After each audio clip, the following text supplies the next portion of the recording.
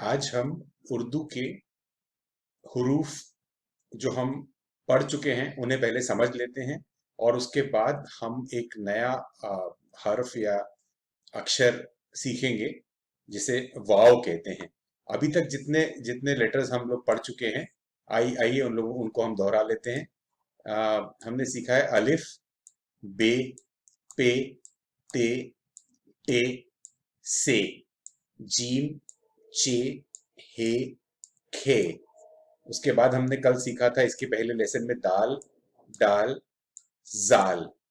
इसके बाद के जो लेटर्स हैं ये भी हमें सीखना बाकी है। रे, रे, जे, जे, सीन, शीन, सुआद, जुआद, तोए, जोए, ऐन, घैन, फे, काफ, काफ, गाफ, लाम, मीम।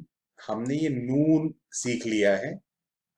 इसके बाद आज हम वाव सीखने जा रहे हैं। वाव हमने इसका जिक्र किया था दो चश्मी हे का, और ये बड़ी ये और छोटी ये सीखा है। तो हमने बीच बीच से सीखा है, और बीच बीच से सिखाने का एक उसकी वजह ये है कि मैं आपको शॉर्टेस्ट पॉसिबल टाइम में, कम से कम वक्त में, मैं आपको हिंदी से उर्दू स्क्रिप्ट की ओर ले जाना चाह रहा हूँ। तो आज हम एक अ, एक लेटर है वाव, जो कि कॉन्सोनेंट का काम भी करता है और वॉवेल का भी काम करता है। तो ये इसके बारे में सीखेंगे। इसको बीच में से ले रहा हूं मैं, क्रम से नहीं ले रहा हूं। उसके दो तीन कारण हैं।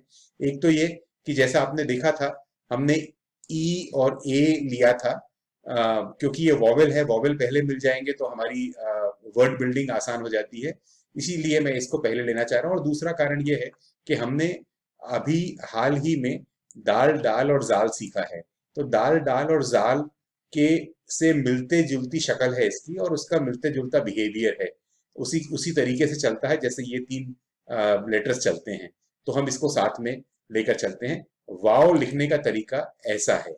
आप इस तरीके से हम ऐसा गोल बनाएं और इसको नीचे लेकर आए, तो ये इसे इसे हम वाव कहते हैं।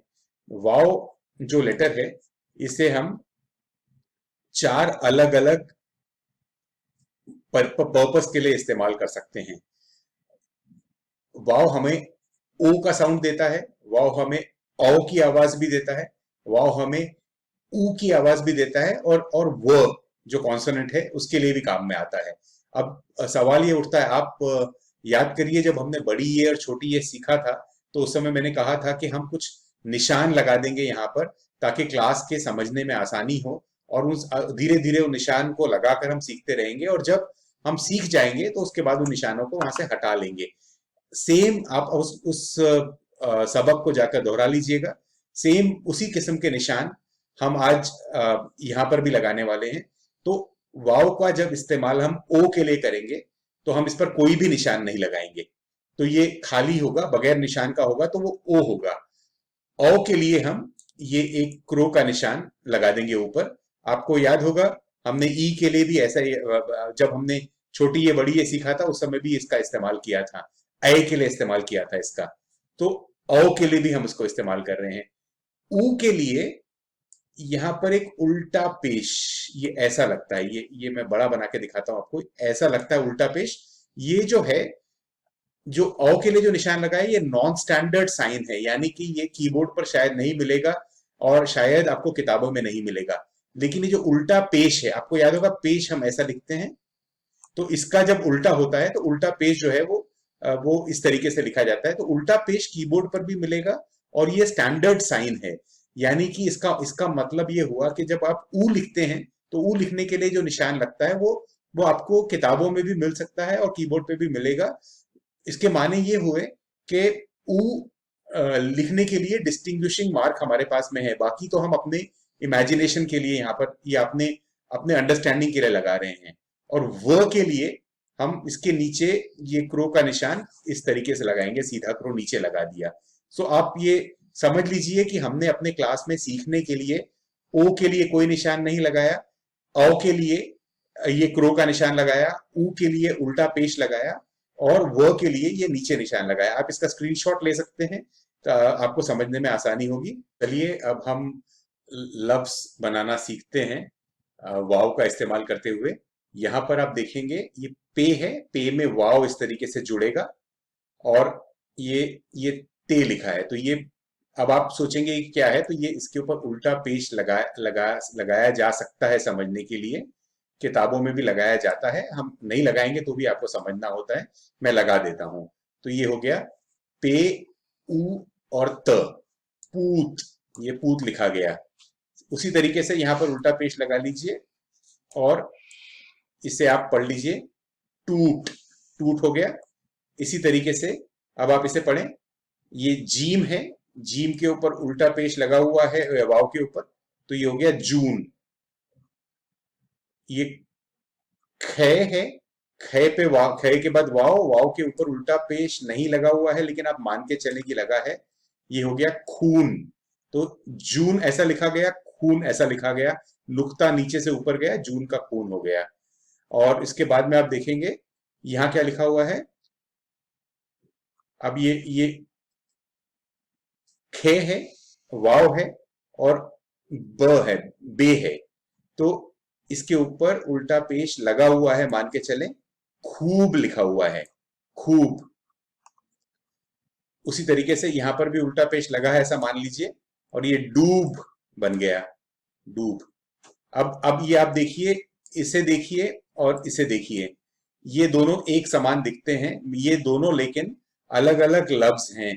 तो अब ये अलग अलग हैं, इनको पहचानने का कैसा होगा, तो आप, मैं यहाँ पर निशान लगा दे रहा हूं जो हम अपने सीखने के लिए लगा रहे हैं।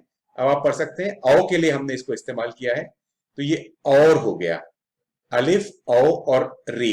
आप ध्यान रखें कि औ जब भी कोई वॉवेल लगाया जाता है तो उससे आपका लफ्ज या आपका आपका शब्द स्टार्ट नहीं हो सकता। स्टार्ट करने के लिए आपको अलिफ की जरूरत होती है।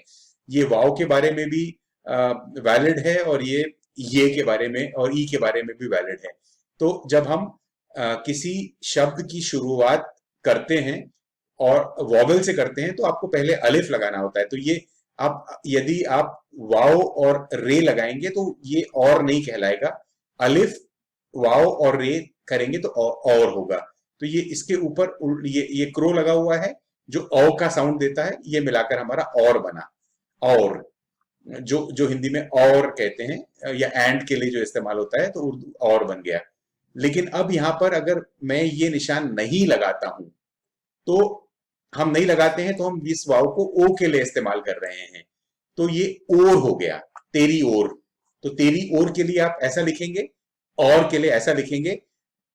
पर ये भी ध्यान रहे, मैं दोहराते चले जाऊंगा कि ये निशान यदि नहीं लगाया जाएगा तो भी आपको कॉन्टेक्स्ट से समझना होगा कि और लिखा गया है कि और लिखा गया। उर्दू में बहुत बार ये निशान नहीं लगाए जाते और आपको समझना पड़ता है कि क्या है। तो ये है, ये इसके ऊपर उल्टा पेच लगा दीजिए और इसे पढ़ लीजिए, ऊन, ऊन लिखा है, तो ये बड़े ऊ की मात्रा हो गई, और नून लगा है तो न बन गया। अब आपने एक बात यहाँ पे नोट कर ली होगी अभी तक कि वाव के बाद आने वाला अक्षर जो है, कुछ भी जो भी अक्षर हो, वह वाव से जुड़ता नहीं है। आपको मैं दोहरा दूं, अभी तक जो हमने सीखा था, अलिफ के बाद आने वाला अक्षर अलिफ से जुड़ता नहीं है, दाल के बाद आने वाला अक्षर दाल से जुड़ता नहीं है, दाल के बाद आने वाला अक्षर जुड़ता नहीं है, जाल के बाद आने वाला अक्षर जुड़ता नहीं है, और अब हमने सीखा कि वाव के बाद आने वाला अक्षर भी जुड़ता नहीं है। तो ये कैरेक्टर्स को या ये लेटर्स को याद रखें, इनके बाद आने वाले अक्षर जुड़ेंगे नहीं इनसे, ये आपको अच्छे से ध्यान रखना है। मैं इसका एक शॉर्टकट आपको बाद में दिखाऊंगा याद करने के लिए। फिलहाल आप ये याद रखें कि इन इन लेटर्स को जोड़ना नहीं है इसके बाद आने वाले लेटर्स के साथ। तो यहाँ पे हो गया, अब ये हो गया ऊन। अब यहाँ पे देखिए, नून है और वाव है, वाव के बाद हाथ उठाना होता है, तो अ, इसके ऊपर कोई निशान नहीं लगा रहा हूं मैं, तो ये बन गया नोट, नून, ओ और ट, नोट। तो कितनी खूबसूरती है कि आपको वही अल्फाबेट को इस्तेमाल करना है व के लिए, ओ के लिए, औ के लिए और ऊ के लिए भी। अब ये पढ़े क्या लिखा हुआ है, ये चोट है, ये ओ के लिए लिखा इस्तेमाल किया गया, चोट बन गया, तो चे, वाव और ट, चोट बन गया। ये पढ़े आप क्या लिखा है, पोता, पे है, वाव है, ते है और अलिफ है, पोता बन गया। आप ये देखिए क्या लिखा हुआ है, ये इस पर मैं निशान लगा दे रहा हूं जो औ का साउंड देगा हमें, तो ये बन गया चौथा। चौ, चौ है, ते में ह जुड़ा तो थ बना, अलिफ जुड़ा, चौथा हो गया। तो ये देखिए क्या लिखा है, ये इसके ऊपर उल्टा पेश लगा हुआ है, ऐसा समझ के चलें। जादू, जा, जे अलिफ जा, जीम अलिफ जा, दाल द, वाव के ऊपर उल्टा पेश जादू। अब तो आप बताएं कि ये क्या लिखा हुआ है। ये लिखा है तो, ते, ते को आप नुक्तों से पहचान रहे हैं कि ते है, और ये वाव जो ओ का काम देता है, मैंने कोई निशान नहीं लगाया तो आप मान के चलें कि ये ओ है। अब ये इसके नीचे मैं ये निशान लगा रहा हूं। मैं एक बार मैं हजार बार दोहराता रहूंगा कि ये निशान हमारी क्लास में हमारे समझने के लिए हैं। आपको किताबों में जब पढ़ेंगे या कोई और लिखेगा या प्रैक्टिकल लाइफ में जब आप पढ़ेंगे तो निशान के बगैर आपको पढ़ना होगा और समझना होगा कि निशान कहाँ है और क्या है। तो ये जब मैं ये वाव है उसके नीचे ये निशान लगाया तो वह बन गया। आपको जेर जबर और पेश ध्यान होगा, मैं यहां पर जेर भी लगा दे रहा हूं। तो ये व बना, व के नीचे जेर लगा तो वी बन गया वी। ये च है, च में अलिफ जुड़ा चा हुआ, और ये रे जुड़ा, तो ये विचार हो गया। ठीक है। अब ये यहां पे देखिए क्या लिखा है, ये दाल है, दाल में मैं जबर लगाता हूं, ये द हुआ। ये व के नीचे मैं ये लगाता हूं व बनाने के लिए, व और आ, अलिफ। दाल के बाद का लेटर दाल से जुड़ता नहीं है इसलिए हाथ उठा लिया गया। वाव के बाद का हर्फ व से जुड़ता नहीं है इसलिए हाथ उठा लिया गया। उसके बाद अलिफ लिख लिया गया, तो ये दवा हो गया। और यहां पर ये ए के लिए मैं ये निशान लगाता हूं तो ये दैव हो जाएगा। और अगर मैं ये निशान नहीं लगाता हूं तो ये निशान नहीं लगाता हूं तो ये ए हो जाएगा, देव हो जाएगा। ये आ, आ, आप ये ए है, छोटी ये बड़ी है जो हमने सीखा है ए है, तो दे, और ये वो के लिए मैं निशान यहाँ नीचे लगा देता हूं। सो ये हुआ देव। तो आपने देखा, मैं एक समराइज करता हूं। आपने देखा कि वाव का इस्तेमाल चार तरीके से किया जा सकता है। वाव का इस्तेमाल जब हम ओ के लिए करते हैं तो उसके ऊपर कोई निशान नहीं लगाते हैं, औ के लिए करते हैं तो ये एक ऐसा निशान लगाते हैं, ऊ के लिए जब करते हैं तो उल्टा पेश लगाते हैं। और ये तीनों वॉवेल्स हैं। और एक जब कॉन्सोनेंट के लिए यूज करते हैं हम व के लिए, तो एक निशान ये लगाते हैं। आज के लिए इतना ही, कल के सेशन में फिर मुलाकात होगी।